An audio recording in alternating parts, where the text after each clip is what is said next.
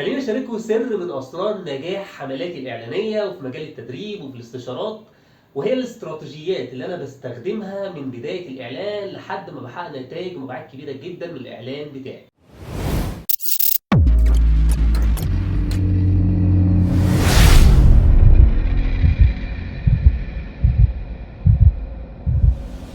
والاستراتيجيات دي هتكون اول مره تسمع عنها، لان محدش اتكلم عنها قبل كده على اليوتيوب. هكون انا اول واحد اتكلم عنها في اليوتيوب. طب الاستراتيجيات دي هتنفع لمين؟ الاستراتيجيات دي تنفع لو انت صاحب بيزنس بتعمل اعلانات بنفسك وبتواجهك بعض المشاكل في الاعلانات، فعايز تحل المشكله دي، فالاستراتيجيه دي هتفيدك.